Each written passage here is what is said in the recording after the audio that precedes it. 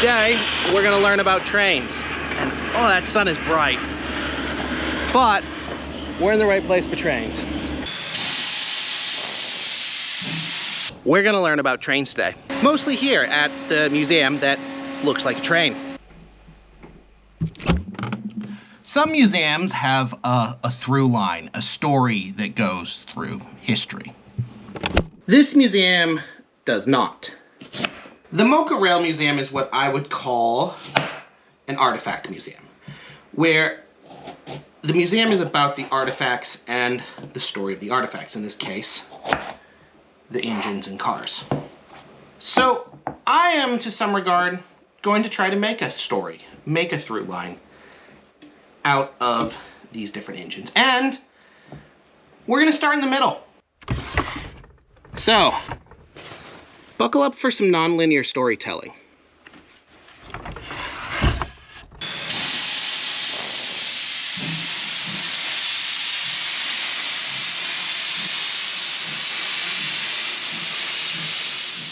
Ow, that just got my eye.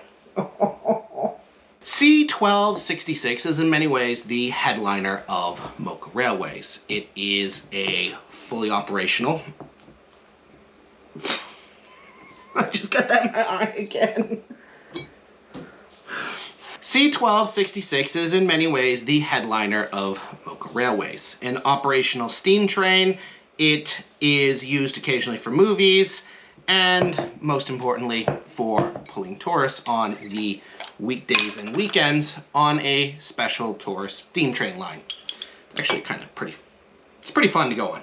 In the Meiji era, Japan was rapidly modernizing and industrializing, and a big part of that was railroads. So there was a huge boom of building railroads around Japan because they pretty quickly figured out, first off, these things are cool. Second off, we can move goods and people faster. It grows our economy quickly and allows us to industrialize, get raw resources from one place, bring them to another, create manufactured goods. Basically the same story as everywhere in the world. They just happened a little quicker and a compressed time frame. In the year 1900, so Meiji 33, a law was passed called Railway Construction Regulations, which does, I bet you can guess what it does. It regulates how railways are to be built in Japan. And this law is followed for the next 30 years. Now, by the late 1920s, so this would be the start of the Showa era, most of the major railways have been built in Japan. And also, the late 1920s were not a fun time in Japan. So there was the Great Kanto earthquake, and there was a recession. So at the time, they broke the railways into three classifications. There were A's. These were the most important. These were necessary economically, politically, militarily for the survival of the country. Then there were C's. These are your local railways, generally more rural areas, areas that are less economically important. And then there were B's that were kind of in between. They were important, but they weren't as important as A's, and they were certainly more important than C's. 1932, though, saw the addition of something new, the simple line system. The simple lines are, to keep it very simple. Love that pun, right? These were made to be built cheaper, quicker. They weren't as high speed. And one of the requirements was that the engine's axle load was under 11 tons. And that was the problem. See, Japan had built some engines that had 11 ton or less axle weight, but they were quite old by this point. So they needed a new engine. And this is where the C12 comes in. The C12 was used both for passenger and for freight service on these simple lines, and a total of 282 were built in Japan. Between 1936 and 1941, 7 of them were built for Taiwan, which at the time was a Japanese colony. These were used until 1989. Between 1938 and 1939, 60 were converted to meter gauge for use in China.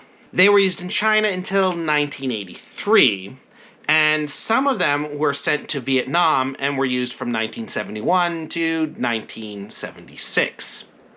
Additionally, 2 units were sent to Indonesia in 1943 for use by the Army. They continued to be used in shunting service till 1980, and when they were scrapped. They were a little too... The track was fine. They were a little too thick for use on regular lines in Indonesia. As far as we know, there are 16 total preserved examples of a C12 steam train. 2 of them are operational and in Taiwan. There's 1 that's static in Vietnam. There's 3 operational in Japan, and the rest are static, meaning they don't run. To speak specifically about C1266. C1266 was built by Hitachi in 1933 and completed on November 29th. That same year, it went to Kagoshima Depot and worked there. In the late 30s, it saw a lot of transfers, and its resume kind of looks like mine. Pretty jumpy overall. It was transferred to Miyagi, and then Iwate, and then to another depot in Iwate, and then Aomori. Pretty good.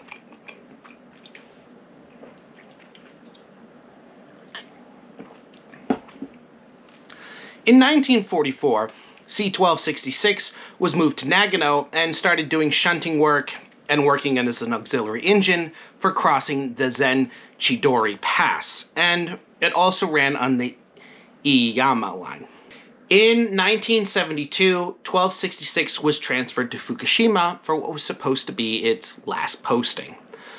On May 13th, 1972, it, along with C1260, were the last trains to run on the Kawamate line, which was being closed.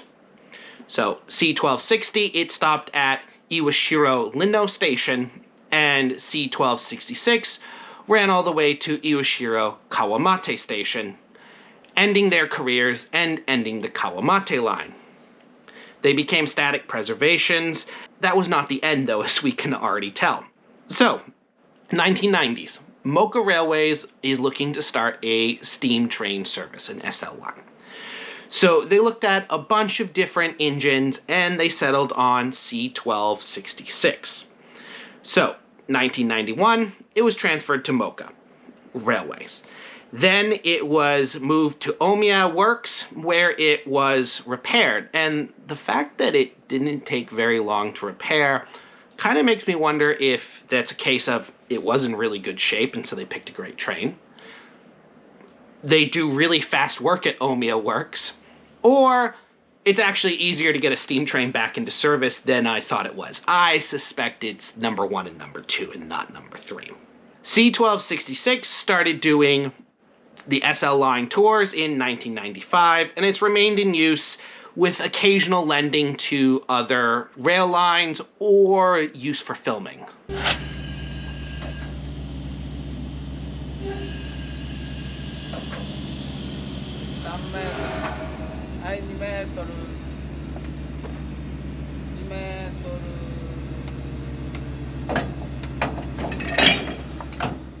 Now we come to the oldest locomotive in the museum, a 9600 class. The 9600 class was arguably the first mass-produced domestic locomotive in Japan. There were domestically produced locomotives before it, but they were produced in smaller numbers, and many of them had some type of issue. 770 locomotives were built in the 9600 class. They were the longest used class of steam engines by Japan National Railways. They were built from 1913 to 1925, and the last one stopped working in 1976, making them the longest used steam engine by Japan National Railways, all the way up until the end of steam service. 39 of them were sent to Taiwan from 1923 to 1939, and they continued to be used by Taiwan National Railways after the country gained independence. 251 examples were converted to standard gauge and used in China. They were used by China after World War II, and some of them were then converted to meter gauge. The example here at Moka Railway Museum is 49671. It was built in 1920 by Kawasaki. It was the 472nd built overall. It spent its entire career in Hokkaido, in Hakodate, working at Arakawa Pier. In 1976, it was retired along with all the remaining steam engines in service. Hokkaido was the last place that Japan was using regular steam service, and it was transferred to Igashira Park in Moka to be a static display. In 2013, it was converted to compressed air and moved to the museum. It is actually the only example of a 9600 class that can move at all, granted by compressed air, not by coal. As far as preserved ones, there is one in Taiwan. There's 2 examples of meter gauge preserved in China, 1 example in standard gauge preserved in China, and the remaining 39 are here in Japan.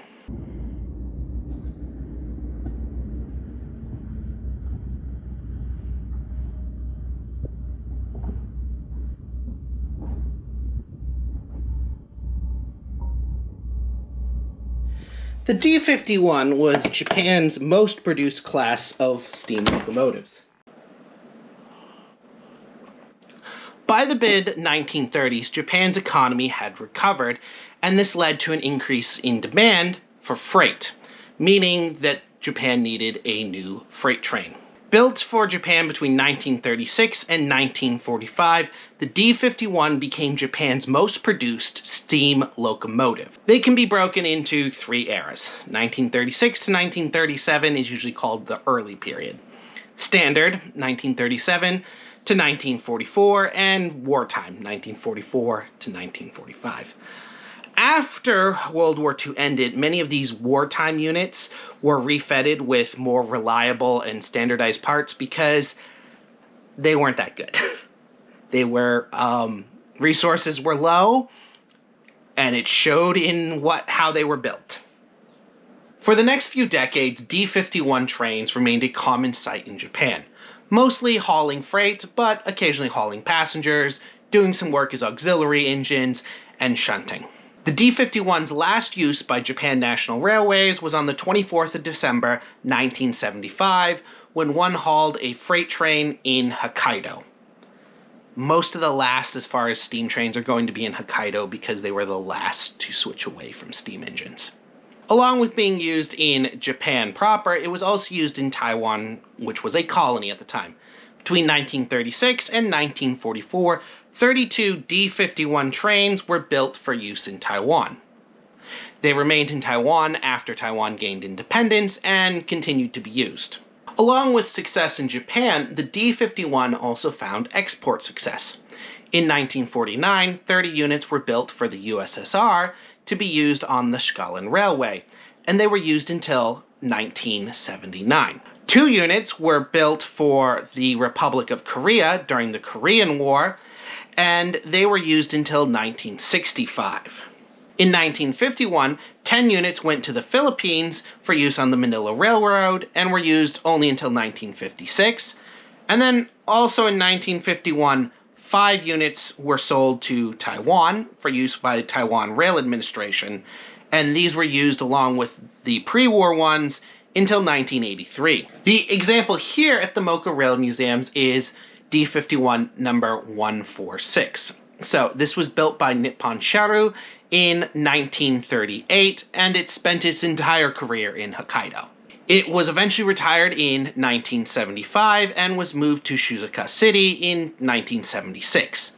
It was a static display there, and like a lot of those static displays, it fell into disrepair, and it was moved to Moka in 2015 and was repaired and converted to running on compressed gas.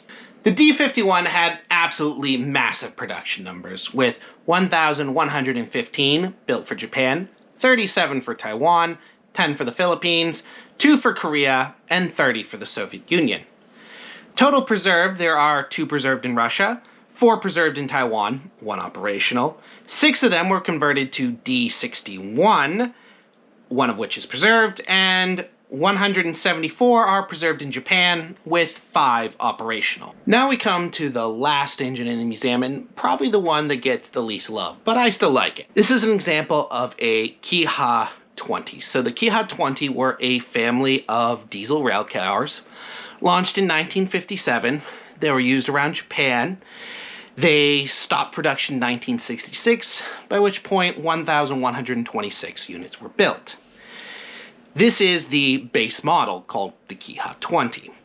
It has a seating capacity of 7, capacity is rated for 82, and it's 20 meters long. They made different versions for different climates and different uses. They also made a 2-engine version. Tochigi being kind of warm, that's why I'm in this room, because it's the only one with air conditioning. This 20 is made for warm regions. Use of this, the base model Kiha 20, stopped in 1991. However, the 2-engine version, the Kiha 52, continued to be used until 2010 in Japan. Of the remainder, 17 were sent to Myanmar, 7 to the Philippines. So one of the fun things about this unit is it actually starts, or has been started relatively recently. And so this one starts, and they've talked about what they're going to do with it. It's currently in consideration, which I interpret as, we'd love to get this running. We'd love to use it, but it costs money. And third sector railways usually are not flush with cash. I hope you enjoyed this tour of the engines at Moka Railway Museum. Please go down to the comment section. Tell me which one is your favorite or one of your favorite trains. Like, share, comment, subscribe, all of that YouTube stuff. The 1920s were not a fun time in Japan. On the 1st of September 1923, a massive earthquake hit Japan. This became known as the Great Kanto Earthquake.